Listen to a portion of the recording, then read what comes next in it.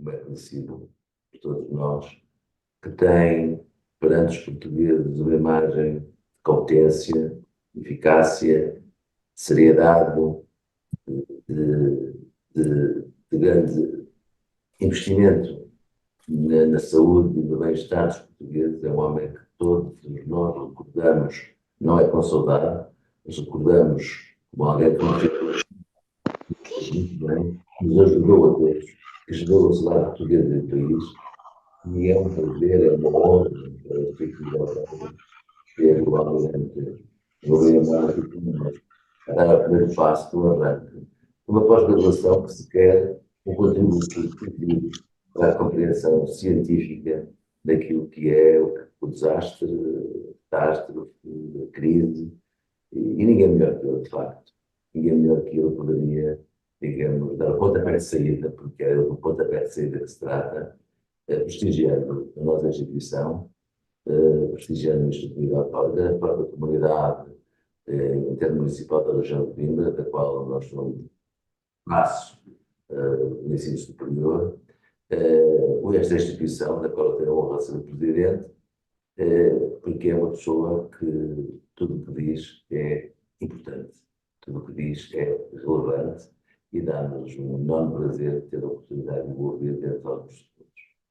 Eu estou aqui acompanhado pela senhora professora, que é coordenadora desta pós-graduação, também pela professora Maria Dias, que é uma especialista na área também do desastre, da crise, noutras circunstâncias e noutra perspectiva, e, portanto, eu é com muito gosto, muito prazer e muita honra que passaria a palavra ao Sr. Almirante,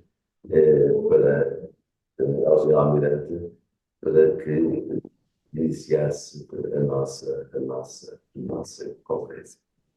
Muito obrigado pelo convite. Espero que me estejam a ouvir bem. Muito obrigado. Eu vou fazer uma apresentação usando uns slides de suporte que vou passando e que tem um pequeno resumo da intervenção em cada slide para depois poderem ficar com um conteúdo qualquer, para não terem que estar a passar o que eu disse para papel. Eu começava... Vou falar sobre segurança marítima e sobre a influência da segurança marítima e a importância da segurança marítima nos dias de hoje. Vou só pedir aqui para um dos meus assessores. Presumo que estejam a ver a apresentação.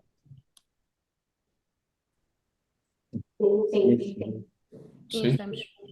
Muito obrigado. Passa ao próximo slide.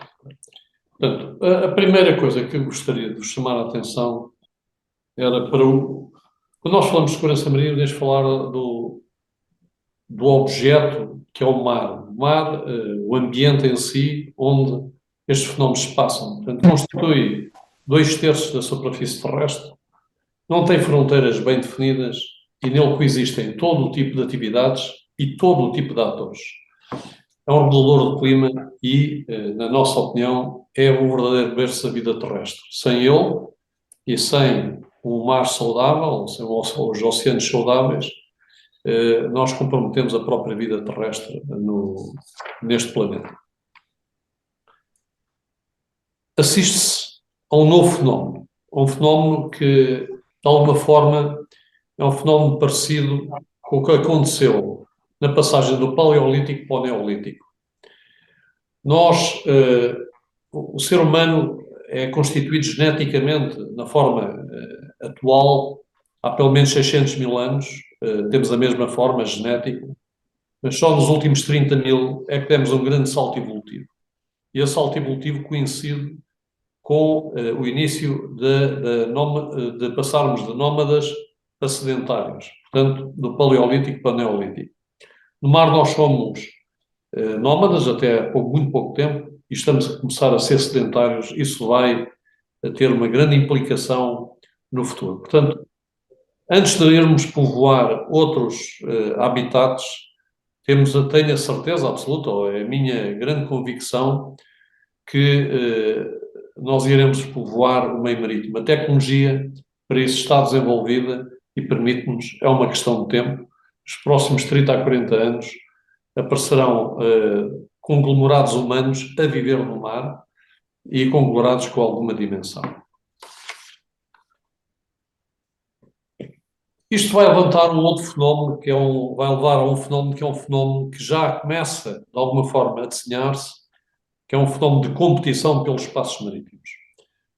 Os primeiros passos deste povoamento marítimo foram dados no século XX, início do século XX, depois meados do século XX, com o incremento das plataformas offshore.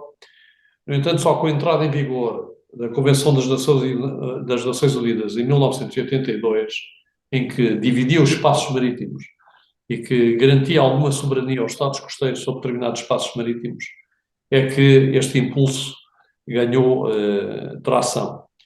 No entanto, a discussão desses espaços marítimos e a tentativa de os ocupar lança uma corrida para o mar, essa corrida em direção ao mar, por exemplo, que tem um exemplo muito claro até o início de uma confrontação estratégica, que é o mar da China, ou o mar do sul da China. Portanto, nós vamos viver um período mais conturbado em que haverá uma corrida necessariamente para o mar, porque o mar terá um grande potencial de desenvolvimento económico, científico e também um potencial geoestratégico e militar. No entanto, nenhuma atividade se poderá exercer no mar de forma permanente e nós não poderemos desenvolver a economia azul ou povoar esse novo ambiente, os 2/3 do nosso planeta que não estão habitados, se não tivermos, se o mar não constituir em si um ambiente minimamente seguro para que a economia do mar se possa desenvolver e expandir. A segurança marítima será, depois, fundamental, tendo que garantir, evitar perdas materiais, humanas, preservar o ambiente, manter a continuidade dos negócios e operações em curso e garantir a estabilidade psicológica dos atores envolvidos, sob o risco de, ao não o fazer, a população humana não ir habitar esse espaço e desenvolver um novo ciclo económico a partir desses espaços. Um mundo mais oceanocêntrico. Pensando nisto, pensando na segurança marítima, um dos aspectos que é importante relevar é quais são os fatores realmente que contribuem para a insegurança. Portanto, que vão combater essa insegurança ou afetar essa segurança. Há essencialmente 3 fatores. Há os fatores que são acidentais, os acidentes acontecem e contribuem para a segurança marítima. Há os fatores intencionais, casos de pirataria, roubo armado, conflitos internacionais ou outros. E depois também há as causas naturais ou os desastres. Embora o espaço taxonómico destas causas seja disjuntivo, não é raro encontrar num acidente ou num problema de segurança marítima a conjugação sequencial de diversas destas causas. E por isso nós podemos criar, ou quando analisamos acidentes ou os incidentes que contribuem para a insegurança marítima, nós observamos muitas vezes que há uma cadeia negativa que se sobrepõe às capacidades instaladas para as prevenir, combatendo na origem uma falha com implicações graves. Começando pelas causas acidentais, qual é a maneira, como é que os seres humanos poderão mitigar estas causas acidentais? De certa forma, as convenções internacionais, o direito do mar, as Nações Unidas e a IMO, que é um órgão internacional relacionado com a segurança marítima e com o ordenamento marítimo, tentam fazer isso através de um processo de normalização. Portanto, criando regras de utilização, regras até técnicas para a construção de navios e de outras plataformas que possam operar no mar, e com essa normalização tentar de alguma forma prevenir estruturas mal desenhadas, estruturas inadequadas para operar neste espaço. Pois também esta normalização de alguma forma pode afetar, através de leis internacionais e acordos internacionais, vai afetar uma exigência na área da manutenção. Imaginem que duas companhias de navegação estão a concorrer num determinado espaço, com determinados clientes, e uma companhia não paga seguros, usa gente mal formada, portanto mal paga, tem os navios degradados, pode fazer preços mais baixos e, portanto, fará uma concorrência desleal. Portanto, também, dentro da normalização e dentro da manutenção, há normas que estão a tentar evitar esta competição desregulada que, ao fim e ao cabo, cria também um problema grave em termos da segurança e, nomeadamente, na área dos acidentes marítimos. O exemplo é, se forem à internet e colocarem numa pesquisa quais são os países que mais tonelagem têm em termos de propriedade de navios, tem uma determinada lista ordenada de 1 a 10, por exemplo. Se forem procurar quais são os países de bandeira que têm mais navios na sua bandeira, tem uma lista completamente diferente. O que é que acontece para fugirem às responsabilidades e para poderem, de alguma forma, contrariar esta normalização e reduzirem as necessidades de manutenção e de operação e de formação das pessoas, registam em bandeiras de conveniência os seus navios para poderem baixar os fretes, fazer concorrência desleal, e fazendo concorrência desleal e de alguma forma vão contribuir para a possibilidade de existirem mais acidentes. A forma de contrariar é que as autoridades, as diversas autoridades, a autoridade do Porto, a autoridade costeira e a autoridade de bandeira façam e implementem esquemas de fiscalização para evitar que estes eventos aconteçam. Se nós alinharmos estes esforços todos, nós prevenimos a maior parte dos acidentes.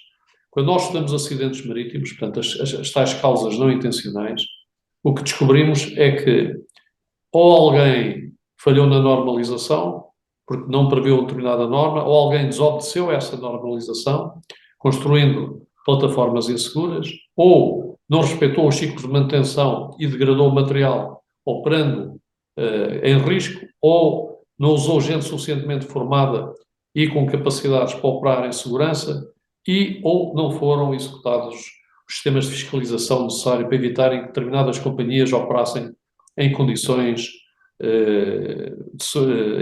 abaixo das condições ideais de segurança. Portanto, a única forma de combater isto é através deste conjunto de layers, ou de camadas, e elas existem. No entanto, muitas vezes a fiscalização e as bandeiras de conveniência acabam por não levar isto ao nível que deviam levar e, dessa forma, permitir que depois venham a acontecer mais acidentes do que necessário. E acontecem muitos acidentes no mar, não sei se é noção disso. Sobre as causas intencionais, que o problema é diferente. Bom, as causas intencionais são, de alguma forma, difíceis de contrariar e mitigar, porque é alguém que, numa determinada altura, ou um grupo, ou um indivíduo, ou um Estado, deseja criar um efeito usando a tal liberdade que o mar dá, de um espaço físico sem fronteiras, onde há alguma confusão, de um conjunto muito elevado de entidades que operam e de muito tipo de atividades diferentes que acontecem no mar. Portanto, eu diria que quem tem estas preocupações de security neste caso, ou seja, de proteção contra estes atos intencionais, tem que fazer um ciclo, nós chamamos o ciclo de observação, estar muito atento e vigilante ao que acontece no mar, de planeamento para poder responder ao que começa a detectar, de decisão e ação. E quando age, vai influenciar o meio e volta a fazer o ciclo da observação, como é que essa influência que exerceu no meio mexeu com o ambiente, faz outra vez planeamento, faz decisão e ação, isto num ciclo relativamente rápido. Estes atos só podem ser prevenidos de duas formas. Uma é ter um grande processo de vigilância sobre esta atividade no mar para perceber com informação antecipada as intenções e depois com uma postura de prevenção ou dissuasão. Só em último caso se deve usar uma postura de ação, de ações diretas, mas que muitas vezes é necessário usar, neste caso feitas ou por marinhas de guerra ou por guardas costeiras, no sentido de garantir que estes atos intencionais não se praticam. Eu falo de atos intencionais desde atos do Estado, que podem ser conflitos armados, até atos tão simples como a pirataria, ou atos como o tráfico de drogas, ou o tráfico de armas, ou o tráfico de pessoas, ou outro tipo de, por exemplo, poluição para limpar tanques. Portanto, são tudo atos intencionais. Depois há a terceira natureza dos atos, os atos naturais, a terceira tipologia de atos. Estes atos naturais acontecem porque o ser humano não consegue dominar as forças da natureza que têm um elevado poder destrutivo, que à escala humana são incontroláveis, e aqui a postura deve ser uma postura de prevenção, não dispondo em risco, monitorização de determinados fenómenos, quer fenómenos marítimos, quer fenómenos geológicos, quer outro tipo de fenómenos, até neste caso, ultimamente, as alterações climáticas, e de precaução. Portanto, a precaução é eu, depois de monitorizar um determinado acontecimento, não me vou expor a esse acontecimento. Esta imagem tenta representar um bocado isso, que é um pequeno veleiro que sai para o mar em condições de mar muito adversas, porque não se preveniu, não monitorizou e não teve as precauções devidas e será afetado necessariamente por um fenómeno natural.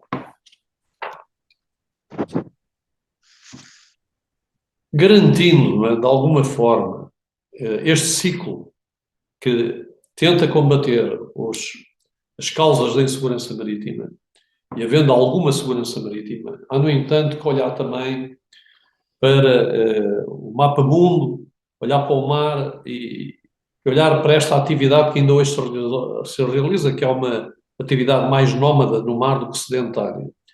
Por exemplo, neste quadro, como podem ver, estão traçados a cor vermelha as áreas mais intensas, a cor verde as seguintes. Estão todos os tráficos durante um ano de navios mercantes.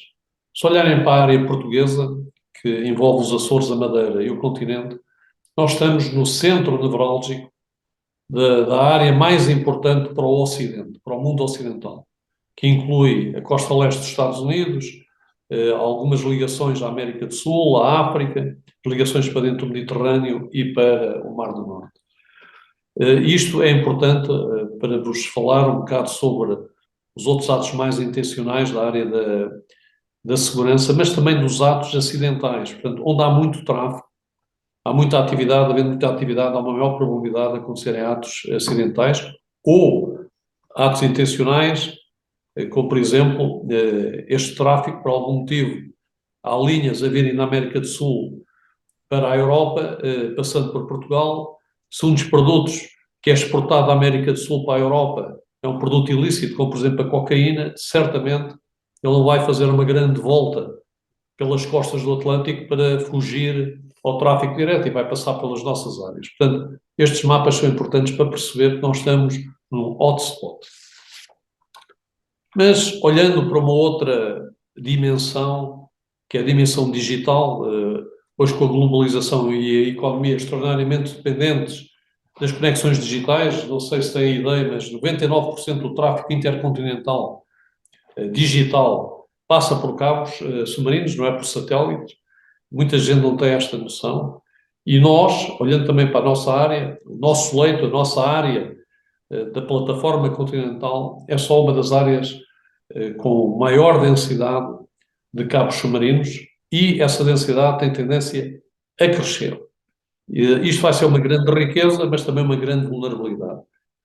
Para já, também não falar dos aspectos que têm a ver com gasodutos, ao transporte de líquidos, de petróleos, em condutas submersas, assentes no fundo do mar, ou eventualmente até de cabos de energia elétrica para estações offshore.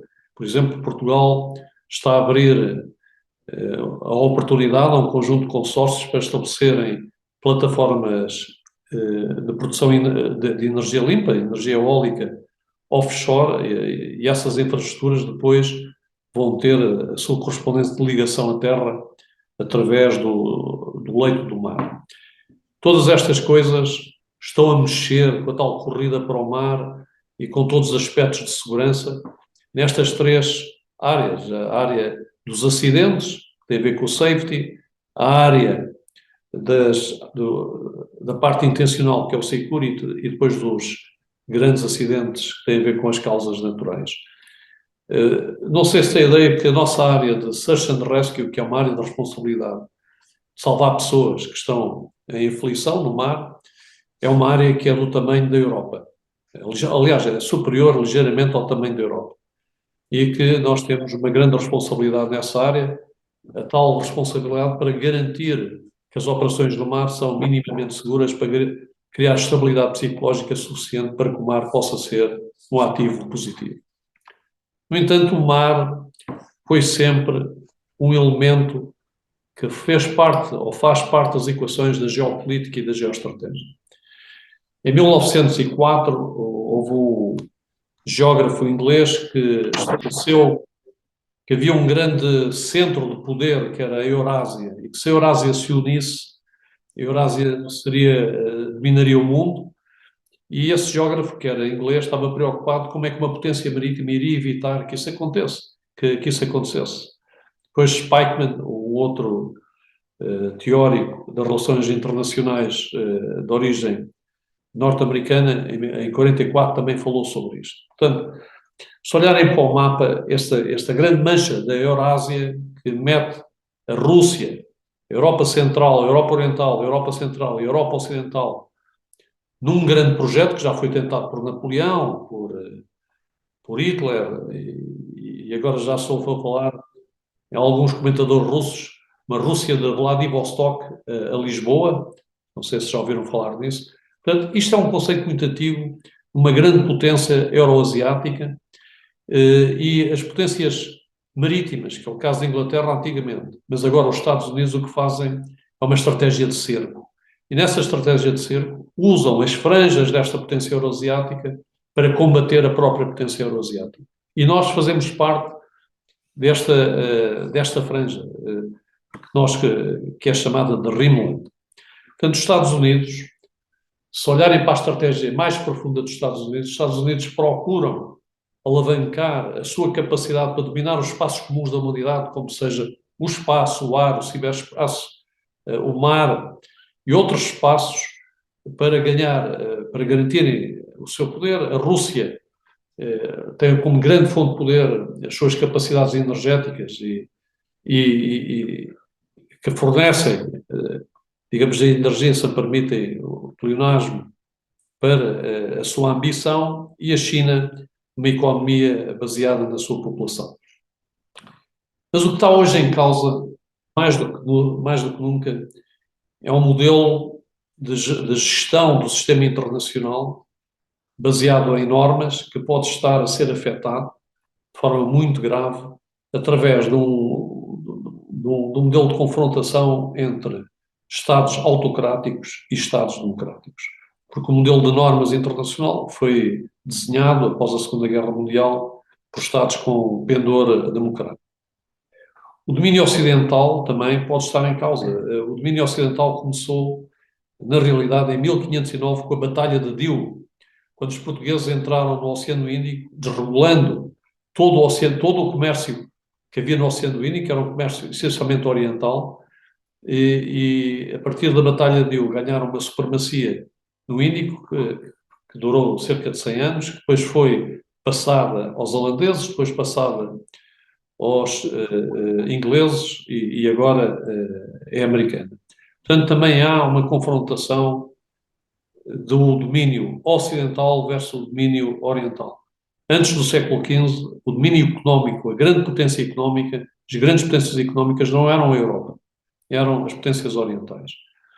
Depois há o domínio, também, uma luta pelo domínio entre duas coligações, a tal coligação marítima representada pelos Estados Unidos e os seus aliados, e a tal coligação continental pela Rússia e também alguns aliados de conveniência da Rússia, e neste caso, um novo ator que é a China, que mistura uma tendência continental, mas também uma capacidade marítima elevada. Nós chamamos de uma potência híbrida ou anfíbia. Portanto, qual será o nosso futuro com a grande probabilidade de acontecer? Em termos do sistema internacional, será um mundo mais multipolar. Nós vivemos num mundo que era bipolar, depois passámos para um mundo quase unipolar, coordenado e controlado pelos Estados Unidos, e agora estamos a voltar a um mundo mais multipolar. Os mundos multipolares, muitas vezes, muita gente julga, bem, isto é bom porque dividimos o poder entre diversas áreas e estados, e o mundo assim é mais equilibrado. A história ensina-nos que os mundos multipolares são aqueles que criam grandes conflitos e grandes tragédias para a humanidade. Portanto, este mundo multipolar vai basear-se, portanto, estes poderes vão dirimir coisas relacionadas com a economia, com o tamanho das suas populações, com o seu território, também o seu tamanho, as potencialidades do território, a sua posição, porque se pode ter um território numa zona não interessante ou um território de uma zona muito interessante em termos geoestratégicos, a sua capacidade militar e os tais sistemas de governação autocrático versus democrático. As grandes consequências de tudo isto que eu vos disse para o século XXI, que é o século do mar, é a capacidade ou não que países como nós, países costeiros, mas com alguma capacidade limitada, têm de poder fazer uso do mar que as leis internacionais nos atribuem.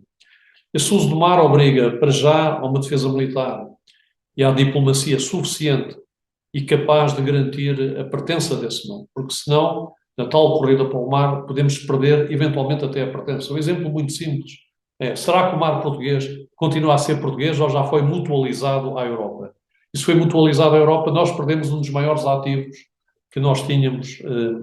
Isso foi mutualizado, já entramos em perda, não é? Portanto, o nosso uso do mar já é condicionado, porque esse uso do mar já é através de regras europeias, com interesses europeus, e não já vocacionado para os interesses portugueses. Para usar o mar, nós precisamos ter segurança e regulação nesse mar, porque senão as atividades não prosperam, não há atividade económica segura e não haverá economia azul. E para isso também precisamos de ter investigação e fomentar essa economia azul, fazendo grandes apostas nas novas tecnologias, nas tecnologias disruptivas, as tais tecnologias que nos vão permitir, ainda neste século, e não estou a falar no fim do século, estou a falar ainda na primeira metade do século, vir a povoar o mar, criando cidades flutuantes em áreas muito interessantes e geoestratégicas, que vai criar um outro problema em termos desta corrida para o mar que se começa a desenhar. Portanto, o mar, para nós, portugueses, é uma elevada oportunidade, mas é também, simultaneamente, uma ameaça.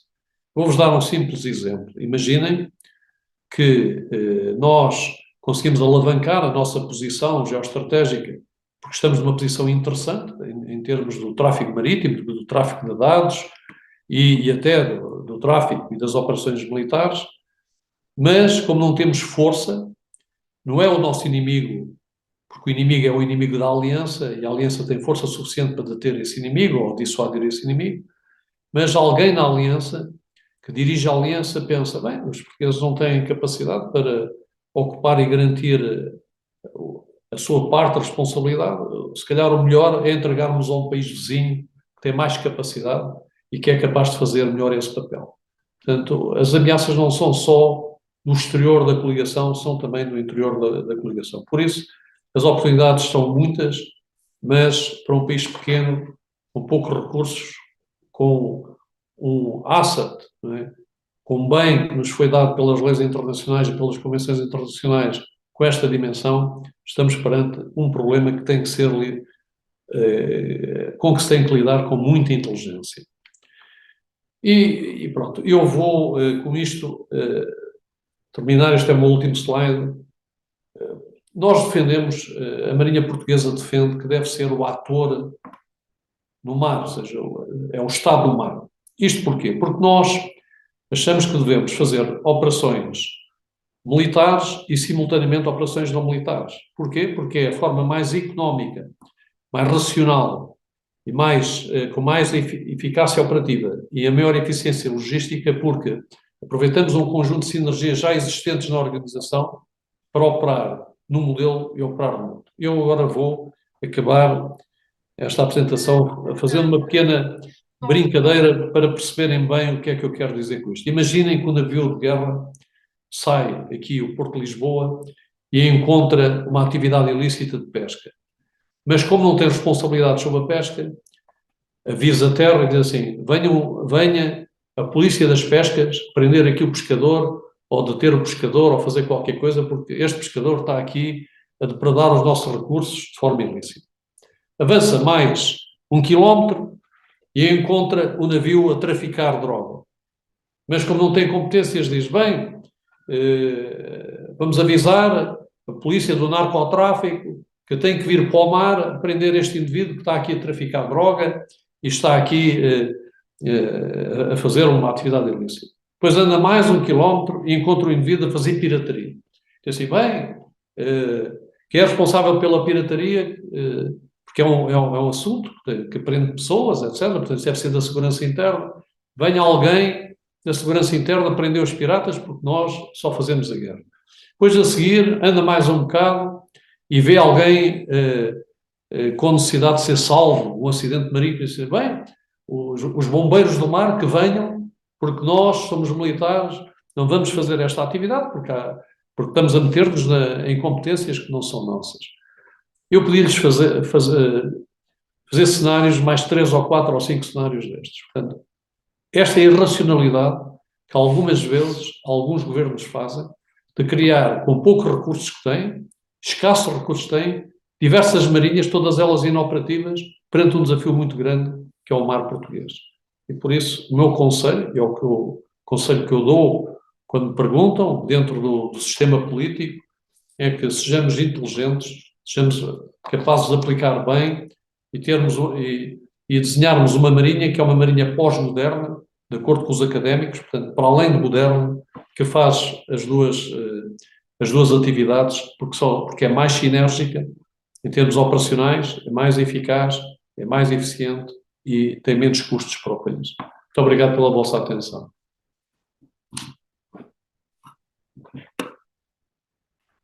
À nossa coordenadora da coordenação, a senhora professora Nogueira Salgado Cunha, que teria algumas observações a fazer e também desenhar um pouco o perfil histórico e pessoal do nosso convidado. Tem a palavra, senhora professora. Muito boa tarde a todos. Carmen, Sr. Almirante, antes de mais, gostaria de dirigir algumas palavras, dizer-lhe que, tal como qualquer português, sinto o maior orgulho de ter um concidadão como o senhor e agradecer de facto também de estar aqui a abrir este nosso ciclo de conferências. Também quero agradecer a todos os participantes, a todas as pessoas que ao longo destes dias nos foram contactando para participar nesta conferência e também desejarem-nos felicidades para a nossa pós-graduação. O Sr. Almirante dispensa, de facto, apresentações. Não há qualquer português em qualquer parte do mundo que não conheça e não se sinta orgulhoso do Sr. Almirante. Mas, de qualquer das formas, não quero deixar de recordar um pouco a sua grande missão enquanto coordenador da Task Force para a vacinação contra a Covid. Foi aí, de facto, que nós passámos a conhecer melhor o Sr. Almirante. Ele entrou na nossa casa como se fosse nosso familiar, cuidou de nós, protegeu-nos, ensinou-nos, tornou-nos mais seguros. Mas para mim, ele fez mais do que isso. Quando nós estávamos prostrados no chão, cansados, ele levantou-nos e disse: Tu és nobre nação, tu és nação próspera, não tens de estar no chão, levanta-te. Por isso, Sr. Almirante, muito obrigada. Agora, quero abrir aqui um pequeno espaço para as vossas questões, ao Sr. Almirante, às vossas intervenções. 3, 4 questões que o Sr. Almirante fará o favor de responder e, em seguida, eventualmente, mais 3 ou 4 questões. Faça o favor.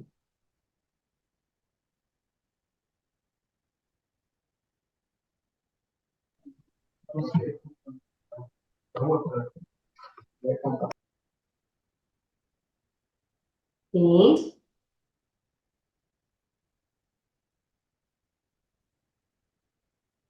Então, eu posso começar com a... Sim? Não é muito extenso, mas é só, enfim, parece que é uma coisa que está a ser...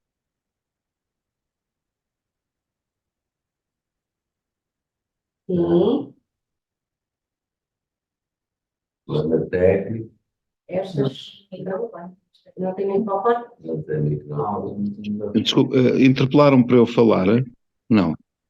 Professor André, faz favor, primeira questão. Não, muito obrigado. Eu ouvi com muita atenção, agradeço muito, inscrevi-me, um privilégio.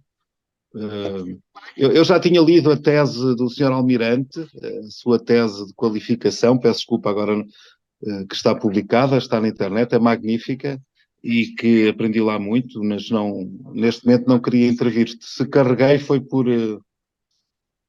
mas queria cumprimentar a organização, todos os colegas e o Sr. Almirante. Muito obrigado. Obrigada.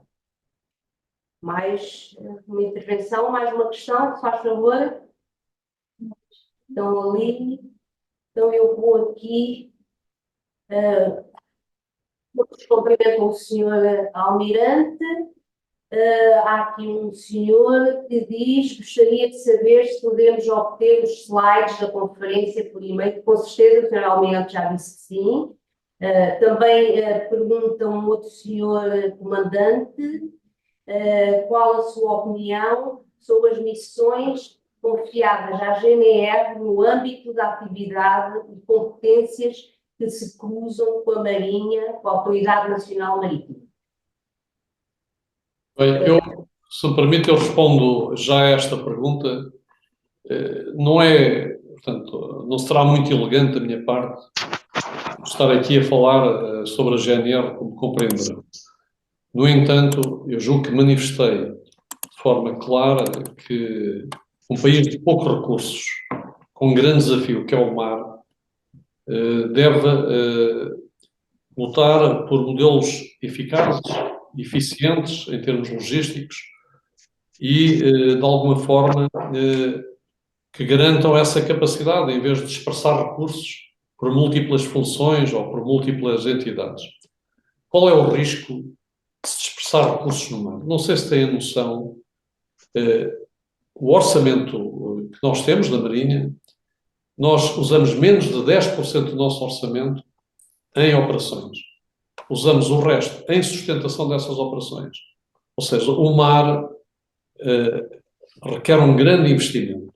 São operações que requerem um grande investimento, têm elevados custos. Portanto, se nós não formos...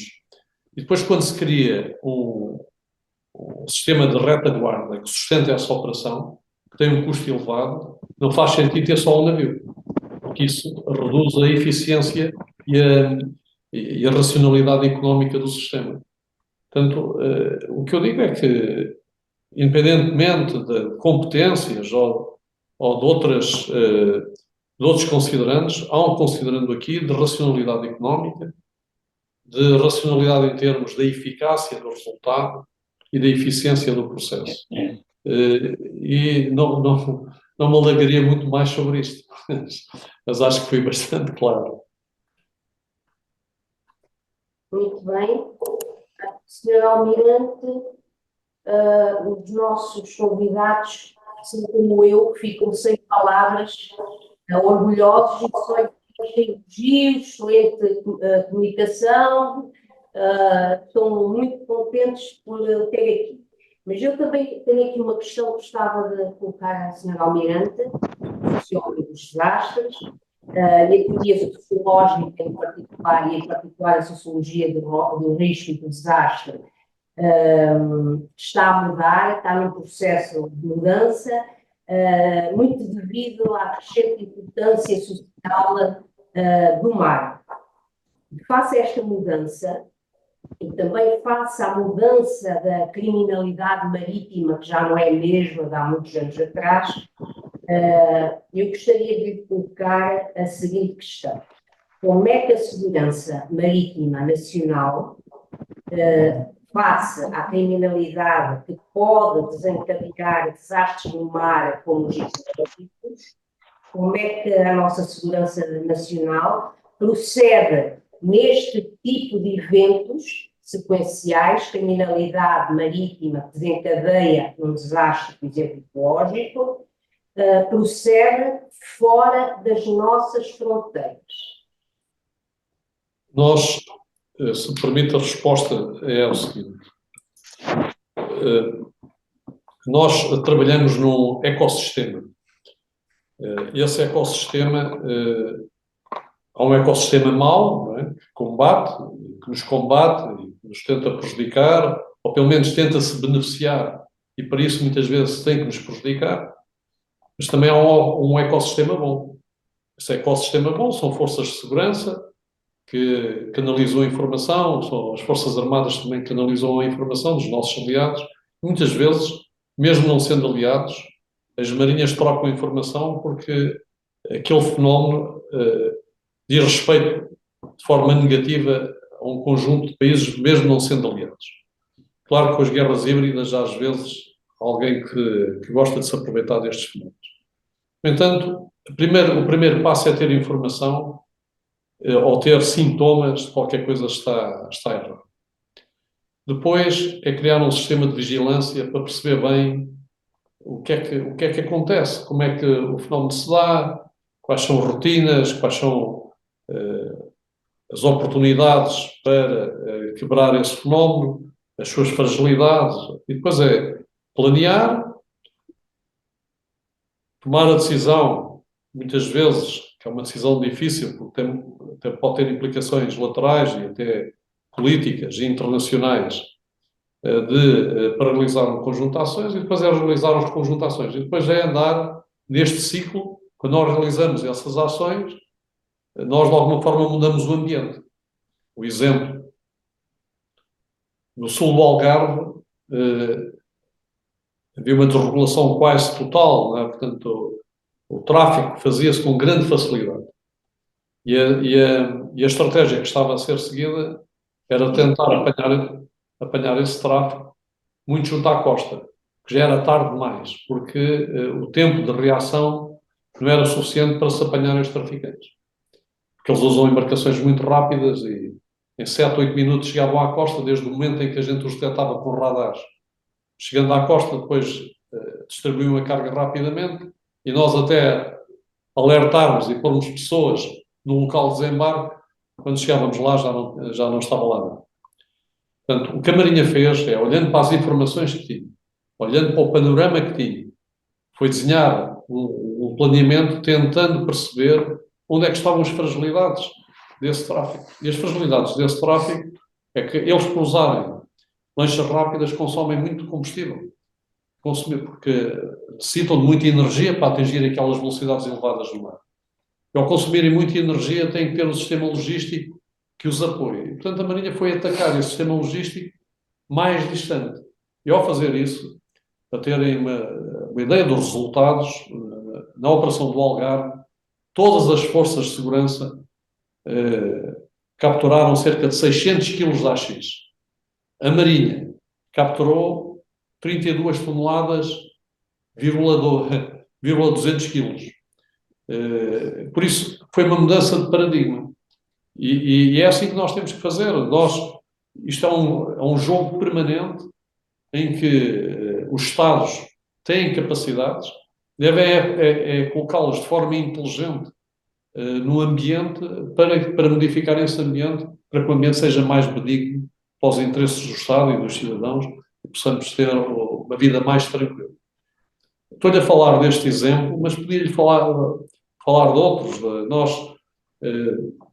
Há uma grande preocupação, por exemplo, neste momento, se um determinado país faz atividades na nossa zona de operações e faz noutras, se está a meter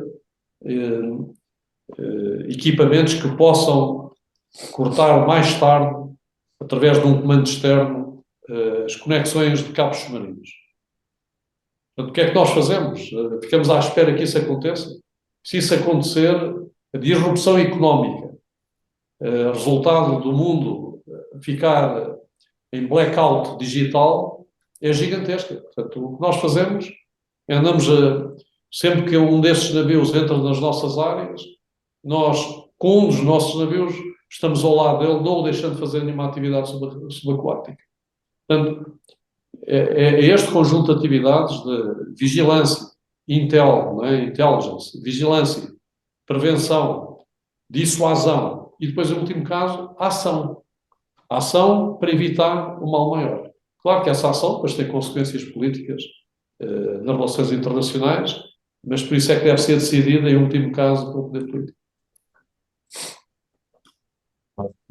Estava a dar aqui a palavra à minha colega querida, sim, faz favor, boa noite, Sr. Almirante Gouveia Melo. Para mim também é um privilégio a sua presença e a sua colaboração e restantes também participantes.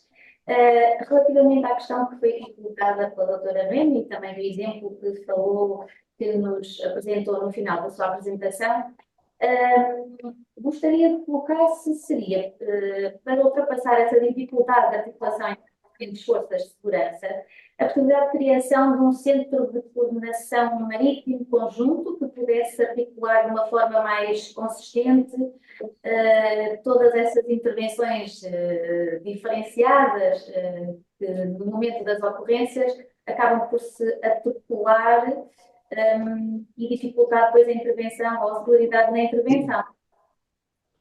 É uma pergunta evidente, não é? Que isto se podia resolver coordenando essas atividades no mar. No entanto, os atores não gostam de perder, não é?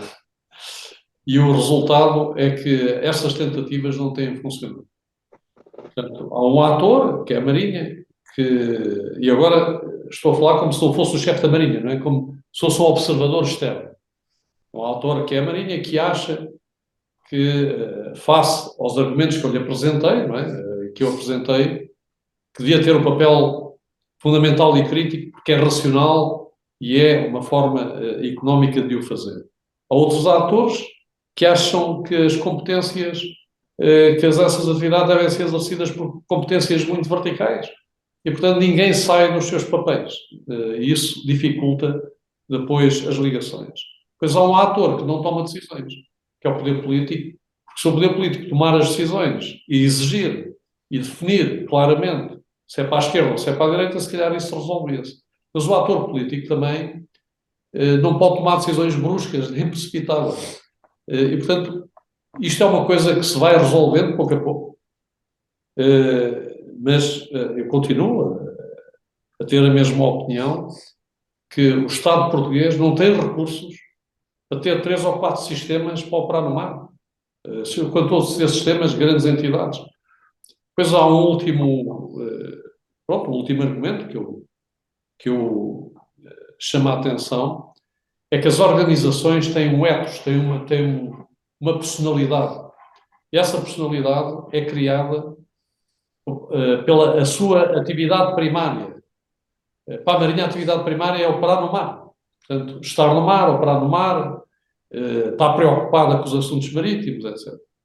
Outras entidades, a sua atividade primária é operar em terra, estarem preocupados com os assuntos em terra, com os assuntos de segurança interna, quando nós estamos a fazer atividades que não têm muito a ver com o nosso ethos, com a nossa personalidade básica, essa atividade nunca vai ter um grande investimento ou uma grande capacidade dentro da própria organização. Porque a organização não considera que a atividade seja uma atividade importante para a própria organização. Há umas franjas que consideram importante e por isso eu continuo a achar que a marinha do duplo uso é o que faz sentido. E tenho defendido isso em todos os fóruns. E, portanto, continuo a defender. Agora, a coordenação, claro que deve existir. Porque há fenómenos que vêm do mar e se projetam em terra e vice-versa. E havendo coordenação, esses fenómenos serão combatidos de uma forma muito mais eficaz. Mas o facto de haver competição em determinadas áreas, até essa coordenação acabam por prejudicar. E, portanto, isto é um mundo que é um mundo cinzento, em que depois tem consequências para todos e tem consequências para alguma ineficiência que o Estado pode manifestar perante desafios muito grandes que estão aqui à porta. Senhor Almirante, Muito uma obrigada. pequena questão. Durante muito tempo, durante muitos anos, nas últimas décadas, ao fim e ao cabo, fundamentalmente depois do final da Segunda Guerra, ou mesmo dentro do quadro histórico da Segunda Guerra Mundial, digamos, nós ligamos sempre muito a segurança do continente e a segurança até do mundo à existência de um papel decisivo da sociedade americana e da tutela nacional, em parte, que nós exercemos sobre os Açores. O mundo mudou, há uma disputa de hegemonia, como muito bem assinalou no princípio da sua intervenção. O mundo hoje é muito mais arriscado. E falou das possibilidades do mar para Portugal, mas também das ameaças. E a questão que eu lhe deixo ficar era saber qual é o hoje, fundamentalmente a importância que, por exemplo, o arquipélago dos Açores tem em relação à segurança internacional. A importância do arquipélago dos Açores para o Ocidente é gigantesca. Eu agora já nem estou a falar de Portugal, estou a falar para o Ocidente, para o mundo ocidental. A perda daquela posição geográfica, por algum motivo, teria consequências desastrosas para a coligação ocidental, nomeadamente para a OTAN ou para a NATO, e para a segurança no Atlântico Norte. Dentro do contexto português, que eu diria que a perda dos Açores, no contexto português, significava a perda da nossa independência verdadeira. Porque os Açores alavancam muito a independência de Portugal. É o triângulo continente, Açores e Madeira, que alavanca estrategicamente, ou geoestrategicamente e geopoliticamente, a importância de Portugal, muito, muito para além da nossa dimensão física, da nossa dimensão humana e da nossa dimensão económica. Portanto, essa perda seria uma perda desastrosa. Portanto, os Açores são essenciais na nossa estratégia.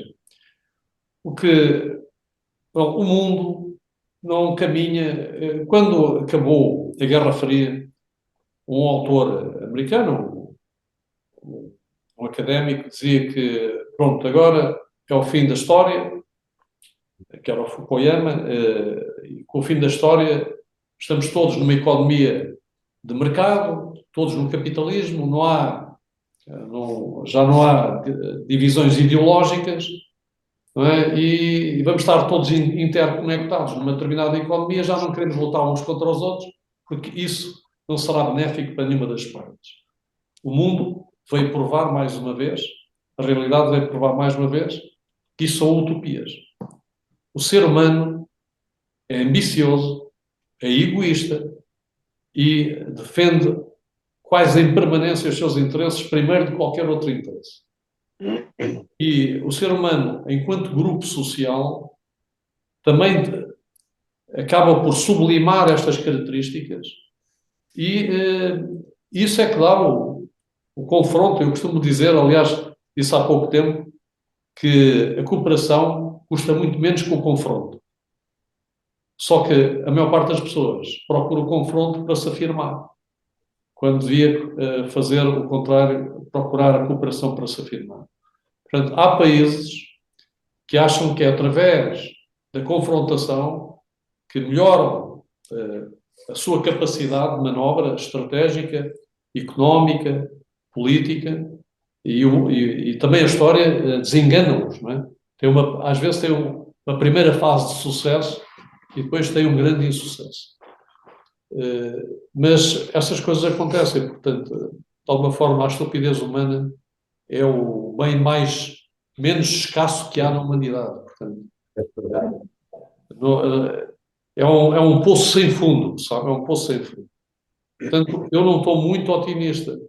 O que nós estamos perante um conflito que pode pôr em risco a própria construção europeia. Porque imagino que alguém ganha as eleições dos Estados Unidos e que fragiliza a coligação ocidental ao ponto da Rússia ter sucesso neste seu empreendimento, que consequências é que isso tem para a construção europeia? E a construção europeia estamos a falar de nós. Para lhe dar um exemplo, a Rússia é o país que está mais longe de nós, não é? Em termos europeus. Está no outro extremo. Este ano já fizemos para não dizer o número detalhado, mais de 30 operações de vigilância e monitorização e de ações concretas para defender os nossos interesses dessa potência que opera nas nossas águas. Portanto, a uma distância gigantesca das bases deles. Portanto, quem julga que o mundo vai caminhar para a paz global e quem acha que a melhor forma de prevenir qualquer coisa não é a dissuasão, normalmente depois vai ter que combater com custos muito mais elevados e com a destruição da própria base do próprio país, quer dizer, das coisas mais básicas do país, que é o que está a acontecer com a Ucrânia. Muitíssimo obrigado, Sr. Almirante. Muito bem, antes de terminarmos, eu passar a palavra à minha colega para fazer os comentários. Doutora Noémia. Brevemente, darei palavra à Lara Araújo, André Gonçalves e é só, para terminarmos. Façam um favor. Lara. Posso começar? Muito boa noite a todos, espero que me consigam ouvir. Eu sou estagiária na Aerodefense Portugal e estou a escrever um artigo sobre o uso de tecnologias disruptivas na defesa e segurança contemporânea e gostava deste modo de perguntar, se me puder responder sobre estes temas, gostava de, no primeiro ponto, perguntar se as Forças Armadas Portuguesas possuem e utilizam tecnologias de contramedida eletrónica, nomeadamente bloqueadores de sinais eletromagnéticos. E num segundo ponto, se o Plano de Estratégia da Defesa Portuguesa planeia investir neste tipo de tecnologias. Uma resposta rápida para depois não esquecer. Nós operamos sistemas destes, de contramedidas eletrónicas, em todos os 3 ramos das Forças Armadas. E sim, há planos estratégicos para continuar o investimento. Muito bem. Então, muito obrigado por me darem a palavra novamente, agora estou mais preparado. Realmente, como eu há pouco disse, eu tive o gosto, que há tempos, de ler o seu magnífica tese, Uma Marinha Útil e Minimamente Significativa para o século XXI, com todo o seu pensamento, e agora ouvi-lo novamente. Eu sou jurista, sou professor de Direito, e levanta-se-me aqui uma dúvida, que bem sei que o Sr. Almirante não é jurista, mas seguramente já refletiu sobre isso. Se esta visão integrada da Marinha com a ciência, com a tecnologia, com a economia nacional, se pode esbarrar com alguns problemas ao nível da Constituição. Ou seja, dentro desta visão de que as Forças Armadas visam defender o Estado e ter uma intervenção não civil, enfim, do ponto de vista estratégico, a sua tese faz todo sentido. Pergunto, e eu não tenho a resposta, nem sou especialista em matéria, mas se já se deparou com objeções a este entrelaçamento entre a Marinha e a comunidade científica nacional, que é por natureza civil. Muito obrigado. Sim, a pergunta faz todo o sentido e claramente que sim. O problema é que não há nenhuma atividade distinta, nem na segurança interna, nem na área da defesa, nem na área da investigação, nem na economia. Todas as coisas estão interligadas. A nossa Constituição, de alguma forma, não proíbe certo tipo de coisas. Diz é que há áreas que devem ter, há setores do Estado que devem fazer uma área e que deve ser a área deles. As Forças Armadas têm na Constituição também responsabilidades de fomento em termos, e de proteção da população em termos genéricos. Mas as Constituições têm que evoluir, porque as Constituições também são datadas e são feitas em determinados períodos. Claro que quando a Constituição foi feita, em 78, se não me engano, havia um problema. Nós temos acabado de sair de um regime ditatorial suportado pelas Forças Armadas. As Forças Armadas é que tinham derrubado o regime e durante um período ainda alargado de tempo continuaram a garantir o acesso ao poder, só o libertando mais tarde para o poder civil, e portanto foi nesse contexto que foi criada a Constituição, foi redigida a Constituição, com preocupações legítimas para a altura. O mundo mudou muito. O mundo hoje é híbrido. Não há nenhuma atividade que não se cruze com outra. Eu vou-lhe dar um exemplo. E da segurança interna e da defesa. Se nos atirarem um míssil, se dispararem um míssil das águas portuguesas, das águas internacionais, para o território português, quando o míssil passa a fronteira, é um problema de segurança interna ou é um problema da defesa? E antes do míssil chegar à fronteira, é um problema da defesa ou um problema de segurança interna?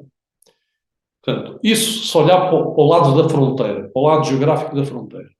Mas se olhar para o lado dos efeitos, claramente consegue perceber que se calhar é um problema nem é da segurança interna, é um problema da proteção civil. Mas, em caso de guerra, a proteção civil deve estar organizada com a atividade militar e coordenada com a atividade militar. Portanto, é muito difícil separar estes conceitos. O que nós temos que ser temos uma Constituição, presumo eu, da próxima revisão, que vai atenuar um bocadinho as fronteiras e que, de alguma forma, vai permitir um maior desenvolvimento do país, porque o país precisa que essas fronteiras sejam ligeiramente atenuadas. Não há nada completamente estanque. Hoje o mundo é completamente híbrido.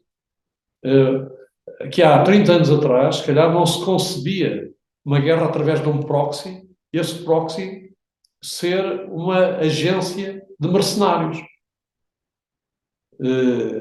O exemplo do Grupo Wagner em África, ou do Grupo Wagner no próprio conflito entre a Rússia e a Ucrânia.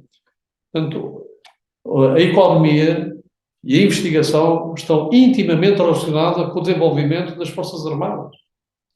Muitos dos desenvolvimentos científicos foram feitos durante períodos de guerra.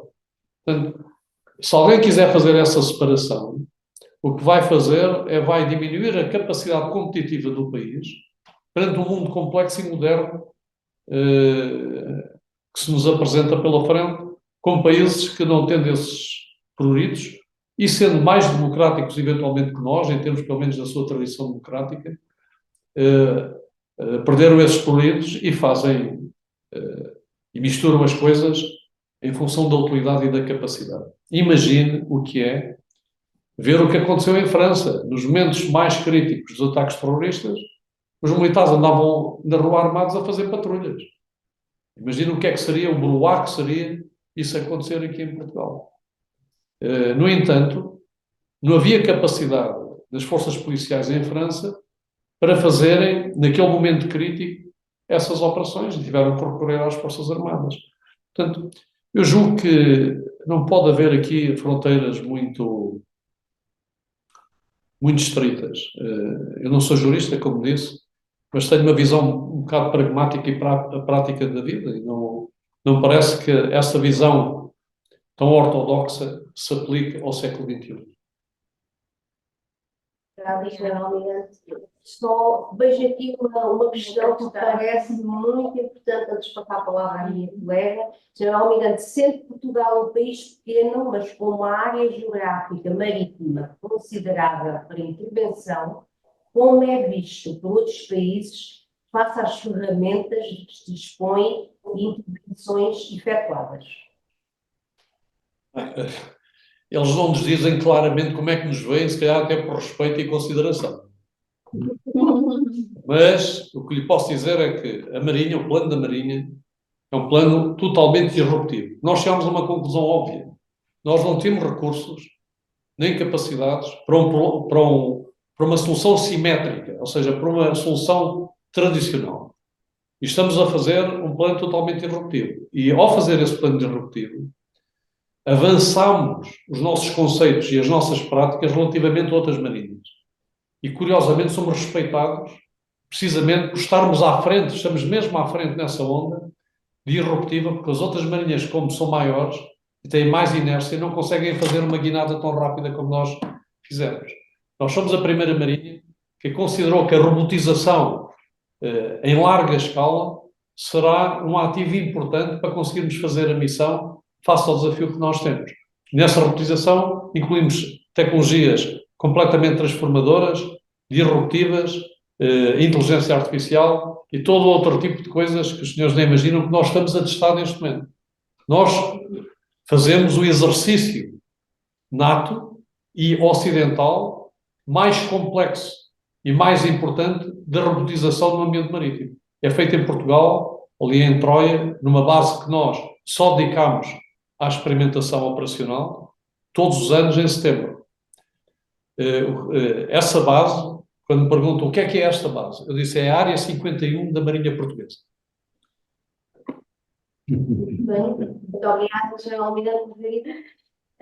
Antes de terminarmos, queria só partilhar os agradecimentos que os vários participantes têm estado a transmitir através do chat, também não só pela participação e disponibilidade gentil do Sr. Almirante, nesta iniciativa também neste ciclo de conferências e a abrir este ciclo de conferências associadas à pós-graduação.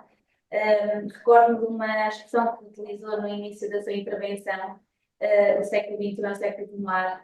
Portanto, teremos certamente aqui desafios interessantes, mas necessários para prevenir aqui a insegurança marítima, para apostar também no equipamento e na concertação do esforço das várias forças nesse sentido e dos vários intervenientes, no sentido de também melhor podermos planificar, decidir e ter ações mais diretas, também como referiu, não é? Portanto, penso que do que foi exposto e também do que referiu, também não é menos importante perceber que o mar ocupa 2/3 da superfície terrestre e acaba por ser também o berço da vida, não é? Em terra. E também perspectivar, como referiu, que, de facto, o espaço marítimo irá ser progressivamente ocupado, não é? E então teremos aí novos desafios e outras competições no próprio espaço, não é? Mais uma vez agradecemos a sua participação e generosidade também para connosco, a todos os palestrantes presentes. Passo a palavra ao Sr. Almirante para também fazer aqui um encerramento final. Agradeço imenso a oportunidade de estar convosco e poder falar-vos sobre estes assuntos. É muito agradável para mim poder discutir estes assuntos. Queria só acrescentar uma coisa muito pequenina, que era uma observação com algum cinismo e com alguma graça. Imaginem que durante a pandemia alguém dizia, não, o militar não pode ajudar a resolver o problema. E, portanto, o processo de vacinação teria sido o que fosse, até se calhar melhor, mas de certeza não tinha tido o contributo deste militar que está aqui.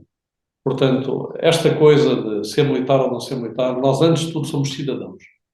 E como cidadãos devemos defender a nossa sociedade, a nossa democracia, a nossa Constituição, no sentido lato do termo, de forma a defendermos o que é importante para nós, que é vivermos em paz, em prosperidade e termos a garantia de um futuro para que os nossos filhos e os nossos netos possam viver também em paz e em prosperidade. Muito obrigado pela vossa paciência também para me ouvir. Senhor Almirante, da minha qualidade de presidente desta casa, que teve muito gosto em recebê-lo, há uma só coisa que gostaria de dizer para terminar. Os portugueses, aliás, e o mundo em geral, estão habituados a olhar para as fardas como símbolo de defesa dos territórios, símbolo de defesa das pessoas, com armas. E o fenómeno que Vossa Excelência demonstrou e abriu e iniciou e mudou na consciência que os portugueses têm da importância das Forças Armadas, criando esse tal conceito híbrido de segurança, foi de que as pessoas, afinal, defendem-se com inteligência, com eficácia, com solidariedade, e as armas muitas vezes não são absolutamente indispensáveis que não sejam as armas da solidariedade e do amor. E isso foi o exemplo que o senhor deixou ficar, e é por isso que Portugal lhe agradece e as pessoas gostam muito de si. Muitíssimo obrigado. Obrigado por tudo. Queria agradecer finalmente à senhora professora Noémia Salgado Cunha a iniciativa, a energia, o empenho que teve na criação deste momento, que é um momento marcante, não só do ponto de vista académico, mas mesmo do ponto de vista social e até político. E agradecer muito o seu esforço, também agradecer à professora Margarida Dias a colaboração que deu para que esta não é cerimónia, mas para que este acontecimento fosse possível. Acho que saímos todos daqui muito melhor, porque todas as suas intervenções tiveram um objetivo, e é por isso que nós tínhamos satisfeitos desta reunião. É que o senhor deixou-nos a ficar a pensar. E esta conferência termina e nós, cada um em sua casa, a pensar em muitas das coisas que o senhor disse. Muitíssimo obrigado. Muito obrigada, Sr. Almirante. Muito obrigada a todos. Obrigada Daqui a a um mês voltamos a encontrar com outro grande especialista do nosso país. Até breve. Até breve. Boa noite. Obrigada. Obrigado. Obrigada.